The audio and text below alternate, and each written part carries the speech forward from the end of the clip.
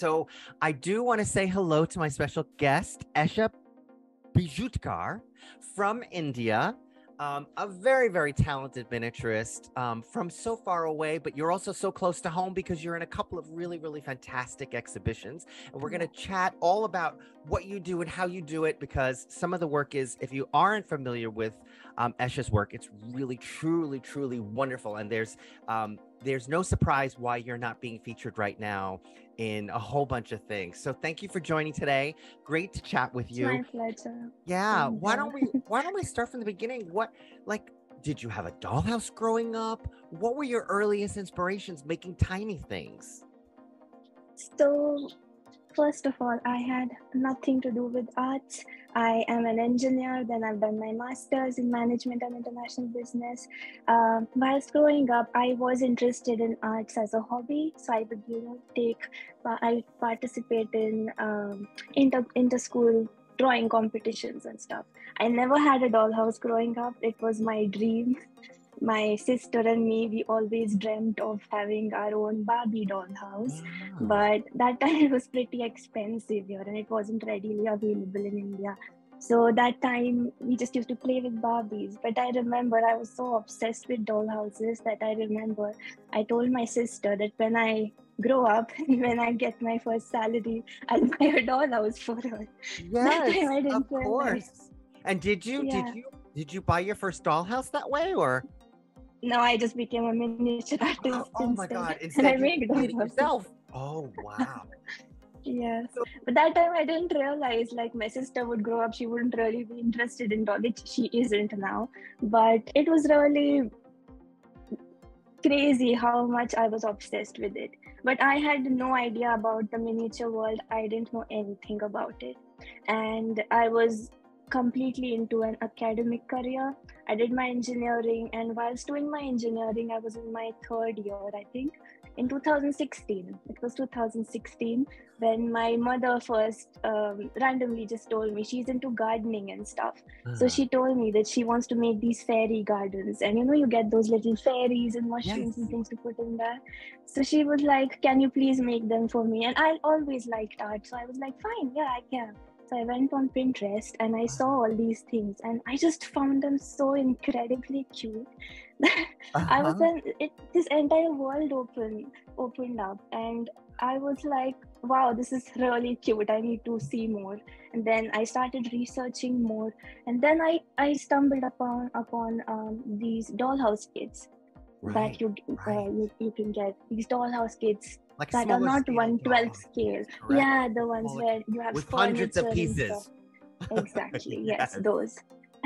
And I saw some videos of those on YouTube, and I went crazy. I was like, I have to do this. This is incredible. It's so cute.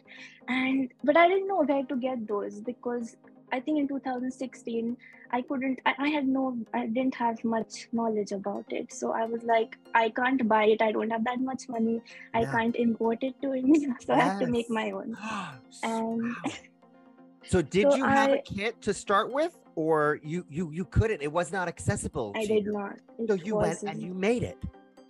Yeah. So I saw this kit of a bakery, and I was obsessed with it. That was what I used to think day and night. I was like, I have to make it or else I can't sleep. Yes. So there was this artist who was making it. I didn't know what scale was. I didn't know what miniatures were.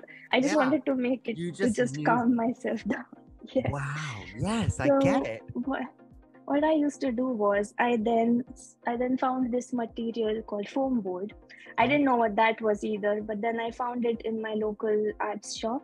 And then what I used to do was I used to watch this YouTube video where they were making stuff, and they had this cutting board. So they had those lines in it. So I used to just pause the video and then count the grids, so like the centimeters. Oh, it's 5 centimeters. Then I used to do all the guesswork. Okay, this must be like 5 by 5, and then I used to sort of make it, and it took me around 2-3 months, and then I made my own miniature bakery, which was crazy because I never thought I could. I didn't have clay. I didn't know what polymer clay was. So obviously I wanted to make those little cakes inside and everything.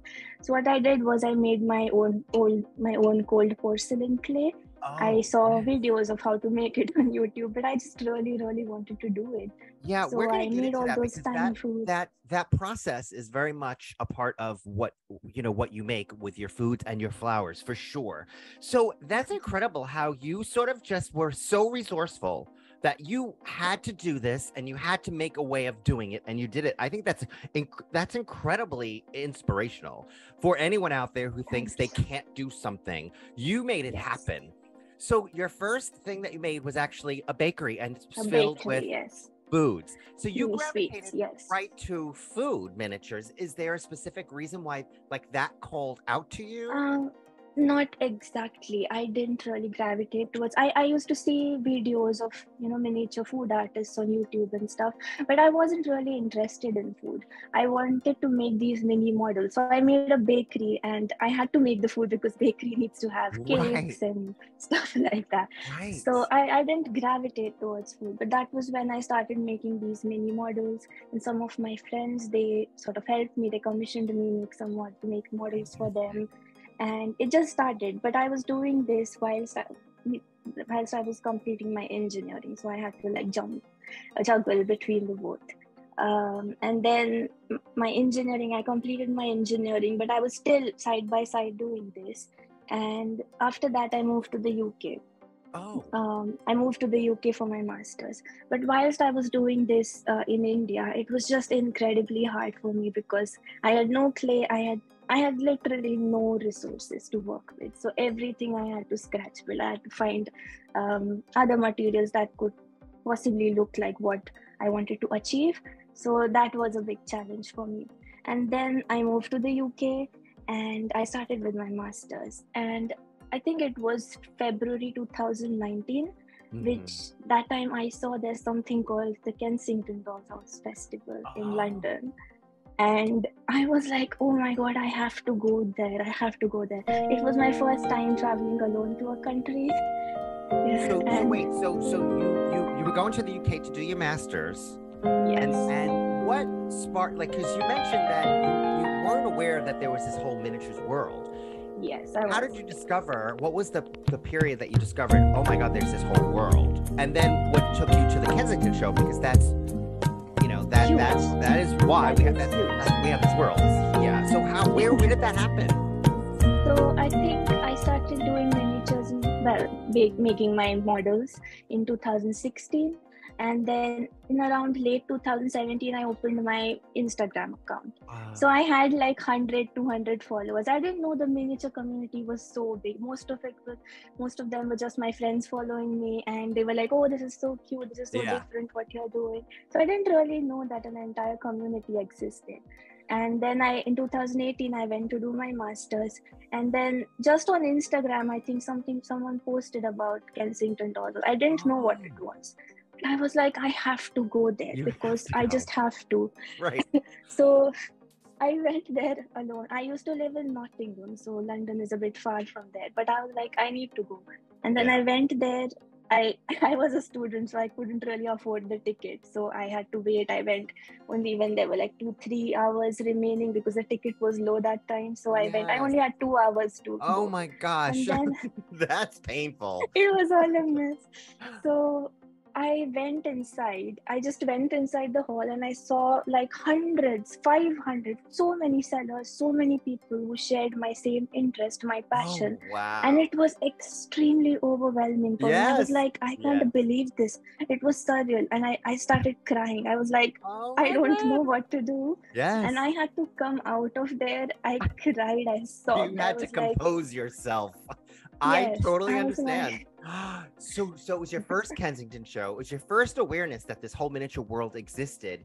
And so what did that mean to you? Was that sort of a validation that or what did that mean that there is this whole other world? What did it mean it was it's opportunity? because yeah, exactly. It was because I went through a lot of challenges. I used to see on YouTube other artists making polymer clay food and stuff. I didn't have access to polymer clay. I didn't have access to the Wow. material that people in other countries readily had. So I had to always, to make something, it was 5 times more difficult for me. But when I Right. saw all these people selling material and stuff. I was like, it is so easy here, and I had to go through so much just to make that. Yes. And that was when I was like, this is what I want to do. This is what my passion. I just was like, this is it. I'm doing this forever now. Do you think that not having that access, that easy access, and all of those challenges to have to go through the next step to make what you wanted to make, do you think that helped you in some way? Did that? Absolutely, it did. So talk about that, like working with different materials. What did you learn? So it was my passion that I wanted to make what I had decided. I was so inspired by it, but obviously I didn't have the right material, but that didn't mean that I shouldn't make it or I can't make it. So I tried to do a lot of research on YouTube on how I can get the same effect, what material I can use. I used to make my own tools, my own clay, my own everything. So I think working with all these materials made me understand the characteristics of the materials more. Like, if I use this, I'm going to get this sort of effect. If I use that, so I think I have that in my mind. Like, if I want a particular texture, I'm going to use this particular technique, or so because I didn't have anything ready made, I took a long turn, but I think it greatly helped me because I can achieve. I have my own techniques. Because look at the work that you do. That is the answer. And and I was trying to, I love really, really good miniatures, obviously. And I try to figure out, well, how do people get to the next level? Because people have been making miniatures for a long time, but but someone like you comes out and makes even better. And now it's kind of making sense, because not every miniaturist before you has probably had the same experience to get to that place where you make these unbelievable creations. So that is fascinating. Talk a little bit about the engineering part and how that's helped you achieve such beautiful, beautiful work. So as I said, I completed my engineering in 2018. But that time when I used to make my models, like when I just started out, I used to put sensors and stuff in it, like you clap your hands and the light turns on and like stuff like that. Now I don't do that anymore. It's been too long. But to be honest, I never really liked engineering. I hated it. I didn't want to do it. So I changed my field for my master. You did? What did you change it to? Can I ask? I did my master's in management and international business. Okay. So I just wanted to do something else. Actually, I was trying to find something that could help me with miniatures, some degree, some sort of degree that could help me. But then I live in India and we are all like parents here, the society here, everyone is like, you either become an engineer or a doctor or take a lawyer. I know. An artist is frowned upon.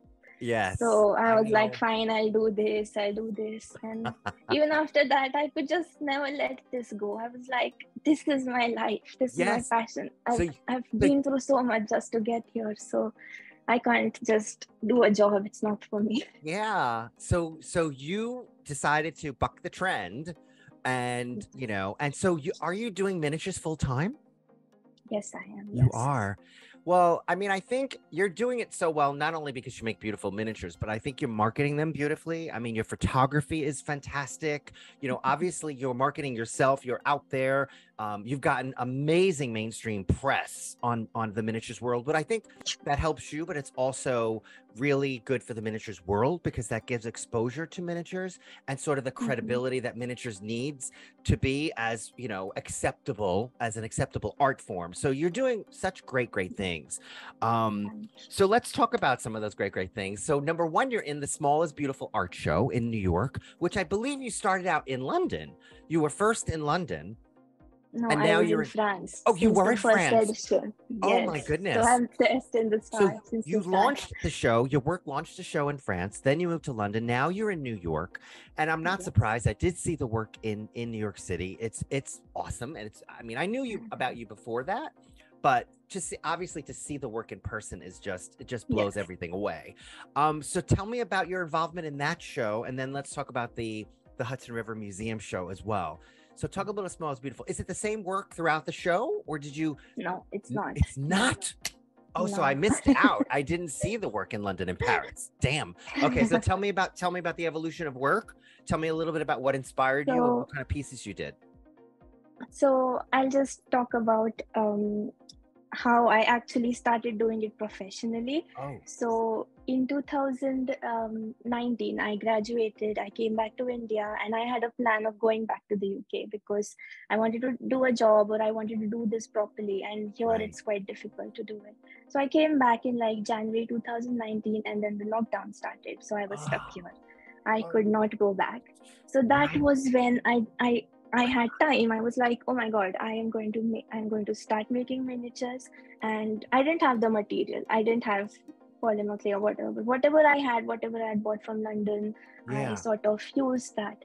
And then I started posting more pictures, and people started getting more interested. I think I had around 1,000 followers then. Yeah. But that was when I actually started making more miniatures, because now I had that knowledge. I'd seen professional miniature artists in person, had talked to them. So I think I had a more in-depth knowledge about scale and just the professionalism of it. So then I started out, and in 2020 Shrunk magazine reached out to me. Oh. So that was their launch issue, and she wanted Catfit God. She wanted me to make tutorials for it. So since then I started making tutorials for the magazines throughout. And then I think it was 2021. I was also selling my miniatures after the lockdown was over and stuff. Slowly I was doing that. But in 2021, the producer of Smallest Beautiful exhibition, he messaged me on Instagram and he said, I love your work. And I didn't know about it hadn't started. It was just in the planning phase that time. He was like, we have this plan, and we are going to have this big exhibition in Paris, and we would like you to be a part of it. And I was like, oh my God, this is amazing, because I started from scratch, and now someone literally will pay for a ticket to see my work. And I was over the moon. I was so excited. My parents were so excited, and I obviously said yes. And I think he had to give me a confirmation or something, and he said, okay, I think he messaged me like a month ago or something, saying we need these many pieces from you. And that time my work was in the art shop of the Paris exhibition. And he said that I was making more food miniatures then, and he said, we want 42 food miniatures from you, like 3 of each. And I had 1 month to make that. And I remember I was working day and night. I was working day and night like crazy, and I made those. I made like 42 miniature food. It was all miniature food. 42 individual pieces. But they ultimately ended up being sort of ensemble compositions, correct? No, not in compositions. They were selling those. So I had like little hands on the show. So they were like, I had made 3 of each. But they were still different, because I don't like repeating my work. So they were still different. The composition of each one was different. So I had made those. So it started from there. I sent it to Paris, and it was an amazing show. I was so grateful for it. Yeah. And then the exhibition was great, and it was very successful. And after that, we decided to do it in London. And I remember that time I had gone back to the UK because my boyfriend is from there. So I had gone back. And I was there, and then they said the exhibition is great. It's been so successful, so now they're going to do it in London. And this time, obviously, because most of my work was sold out, so I had to make more. And this time, I thought that I am a bit bored of making miniature food. Maybe I should add a bit more. So what I did was, it was miniature food, but I made these still life scenes. That's okay. That's the evolution. That's the evolution. So like. Yes, and that time I remember in England, I started to learn wood turning. So I had this. Oh. Yes. Oh. So it was one of my neighbors. He was very kind enough. He's a wood turner. So I just asked him, can you please teach me? I really want to learn this. Really? And I was going there. I was learning wood turning. I worked on a big lathe machine. It wasn't a like mini, a full like a proper scale, big one. But the principles are pretty much the same. The same, yes. So I started making those, and I started learning wood turning. So most of my work includes wood from the London Right. exhibition. So like I have some little things that I did that time. These are like, Oh, so those are your wood turnings? Wow. yes, yes. Yep. Oh gosh. These are like basic. I was just trying to learn. I just want to learn more techniques that I can't in India. You made that on a So full scale lathe? yes, yes. You I'll you show it work. to you properly. Let's say that again. I'll show you. I'll Yeah. show everything to you properly Oh, later. But okay. yes, All it's right. on it's on a big lathe machine. Wow. And I didn't know that.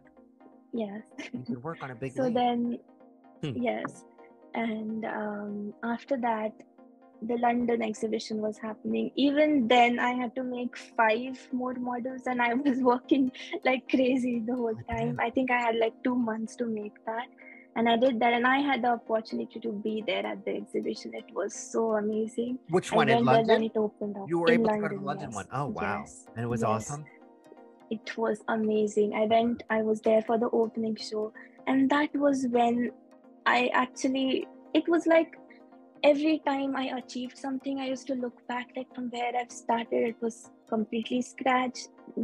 Some people didn't really support me. I had so many challenges. And the day when the exhibition opened, I saw my name there, like I am one of the exhibitors. And just the chance to be exhibiting my work along these world famous other artists who have 20, 30 years of experience, that was a huge deal for me. Sure. It was like, yes. It was like I just started. I don't even have that much experience, and it's amazing. Like I think I'm so lucky, and it was just crazy for me. People were calling me, this is the artist, and that was the first time when people were referring me as an artist. An artist, and it was right.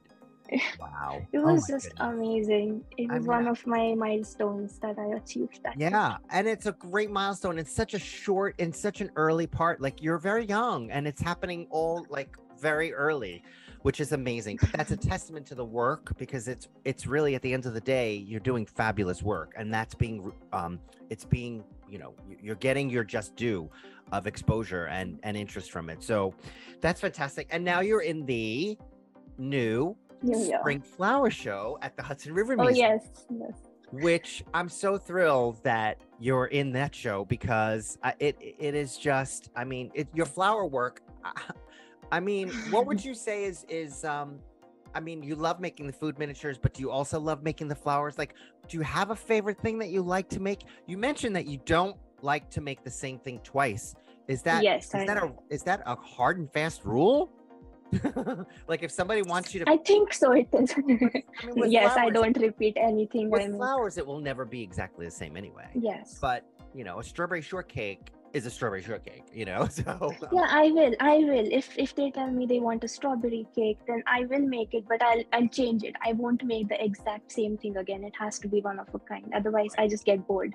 Yeah. It's like I am the sort of a person who loves challenges, and miniature art sort of attracted me because it has all sorts of art forms. There's woodworking, there's ceramics, there's sculpting, painting, there's everything. So it's like you're learning something new every day, and that is what sort of got me hooked onto this. So I only started making food miniatures when I was in England, because I was also a student that time, and I didn't have the space and the time to make proper models. And I also had access to polymer clay for the first time in my life in England. So that is when I was like, I will start making food miniatures, and people liked my food miniatures. So now that it's been so many years, I want to experiment more. So I'm trying to make more models, dioramas. I've also recently learned miniature ceramics. So I'm also going to make ceramics now. So slowly I want to build my skill set. So we're talking about like pottery and yes. Oh my goodness. Can we go back a second to the smallest beautiful, the beautiful piece that you did? Can you talk a little bit about the materials you used and maybe some of the techniques in how you achieved some of the beautiful work on that arrangement? The flowers? Yes, the little potted flowers you did for the spring show. Is that cold porcelain? It is cold porcelain. Can you explain what cold porcelain is, please? Because I think for me, that's a hard thing. I mean, I know pottery, I know clay. Talk about cold porcelain, because some of the things that you've been able to achieve in each of those petals, I don't think you can achieve with air dry clay. Cold porcelain is basically air dry clay. So I also used to make flowers using polymer clay, but I feel like cold porcelain is a bit more flexible when it dries, and it sort of mimics the look of thin petals of flowers. It's got a So you are also, transparency about it, correct? yes, It's that yes, translucency. exactly. So cold porcelain begins with the same material as any other clay? What is No, the base cold material? porcelain. Cold porcelain, it mostly has, so homemade cold porcelain Homemade. has corn flour. But this time I'm doing it professionally, so I don't use homemade clay. But I use resin based clay. A It's the main resin-based concept. clay. Yes, So yes. So there's when it less. dries, It's not natural then, if it's resin. uh, yes, sort of, yes. So that's what makes First it it different, is that you're was, starting out with a resin clay. It's actually a yes, different kind of material that standard clay is, or air dry clay. yes. Got it. And that you could buy off the shelf? You can buy resin clay? No, No, you have to make I it. have to import it.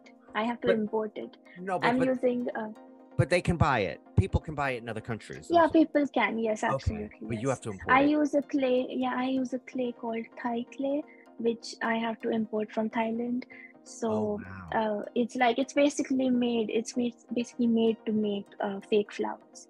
So you can Interesting. achieve, yeah, In it full is sort scale? of, it has, yes, yes, So full scale. artists in Thailand use this material to make full scale flowers that are faux Yes, flowers. Oh, yes. interesting. Wow.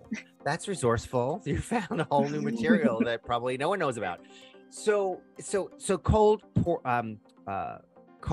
porcelain, it starts out with a different type of material, but then in terms of just how you achieve those individual petals and the stems, that's all, what would you say is the skill there? Patience. It's like, Patience.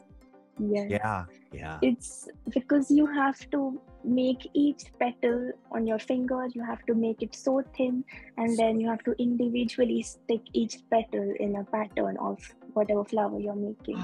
And then with the leaves is where you need to like sculpt the veins on it and then arrange it in a way that it looks natural, like how a natural cycle of a flower is. If you want to make it look a bit that's withering, and you need to put those dots and it's like tilting downwards and stuff. So it's like just a lot of research. I look at a lot of pictures and Yeah. then I try to make it as real and natural to the real thing. I try to look at those pictures, and I like to make things look not so new. Like I could make flowers that are just standing up like fresh flowers, but I wanted to, for that realism, I think if you're just making one or two flowers, like they're wilting, they're going down and the leaves are getting a bit dry, I think it adds that touch of detail and more realism in it. Yeah. So how do you achieve the different colors that each petal might be?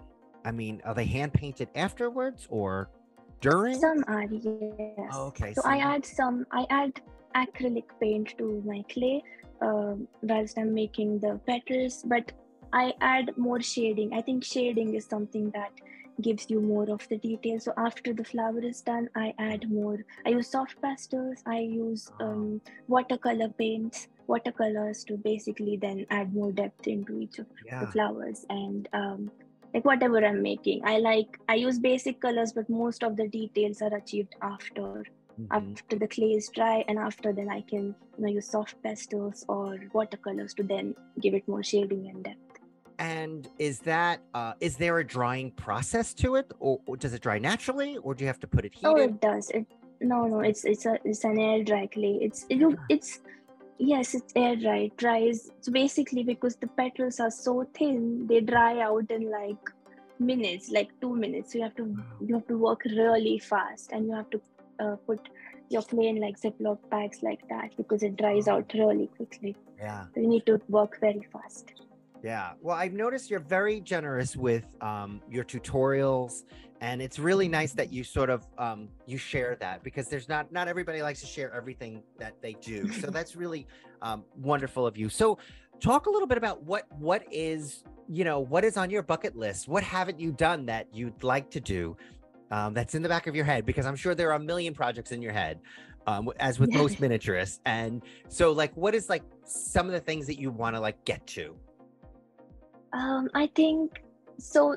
This is a dollhouse that I'm working on. It's my first ever dollhouse that I'm making. So it is actually a kit that was sent to me by Julia's Miniatures from Germany. So I'm just trying to build it in my own style. She very kindly sent it to me. So I'm very excited about this. But right now, I am planning to move to the UK for good. You've heard it here. So once I go there, I think I will have access to so many more materials, all these miniature fairs and stuff. And I feel like then I can properly start. And in the future, I'd just like to make dollhouses and room boxes, but in much more detail. Right. Like proper, as much real as I can make them. Right now, I have a lot of limitations in the material and stuff, but I'm really looking forward to that. Exciting. So have you been to the United States? Have you traveled here? No. Well, I would recommend at least look into the Thorn Rooms in Chicago, which yes, I know. Yes. So when you get here, and I hope you will one day, that is a must see, because those are the finest room boxes in the world if you want some inspiration. So all right, so we should see you maybe at a Kensington show in the very near future. Yes, absolutely. Wow. You will. I haven't been to the Kensington show, but if there's one thing that would inspire me is to know that you were going to be there. And I would be like, I need to get there so I can meet you and see more of your work in person. Wow. Is there anything else you want to share with us as we wrap up this wonderful session chatting with you? Yeah, I'll show some of my work that I've made. I don't have a lot of things with me right now because most of things I've sent them to the exhibitions. And this year it's like I have some challenges being in India because be it the shipping, or I sometimes also lose out on some opportunities because I'm so far. Yes, but so that is why I haven't been able to sell my miniatures as much. I've only been working with exhibition, but I'm really looking forward that once I settle down into one place, England, then I can start. I can invest in some more machinery and stuff, and then I can properly start my business, selling it properly. So I'm really looking forward to that. Beautiful. Awesome. That is so great. I was going to ask you how we can find how to purchase your miniatures, but you must have challenges in terms of shipping and shipping costs, and it's so far away. So that we'll be looking forward to you. Do you think you'll set up an Etsy site, or yes, when you get to yes, I will definitely. I might even have my own website. I've been planning to do that a lot, but every time there's like the shipping costs are crazy high, and there's customs issues, and it's just always really very hard. I mean, so I'm just waiting that once I settle down with Brexit and everything, but it's probably not as challenging as being in India for sure. But you know what? This is all so exciting. I'm excited for you and everything. And I mean, this early, just your work is incredible, and it's such an early age. Have you thought about the guild? Do you know about IGMA and the guild? Yes. And I do hope that you'll apply for Guild Artisan, because your work is stunning. And so you have heard about them. Good. And also I have, yes, the Guild School, which is a really, really important institution within the mini world. You're so generous with your tutorials. I could totally see you, teaching at one point, if that is in your, in your purview. I don't know if that's the right word, but you've got a lot going on. You have a lot ahead of you. I'm thrilled for you. I hope to meet you one day very, very soon. I want to thank you for being part of the Hudson River Museum Spring Show. And I can't wait to see more in the future. We'll be looking for you. No, thank you. Thank you so much. Thank you, everybody at home, for joining us on the special Meet the Miniaturist, and we'll talk to everybody soon. All right. Bye. Thanks again, Esha. Take care. Bye. Take care.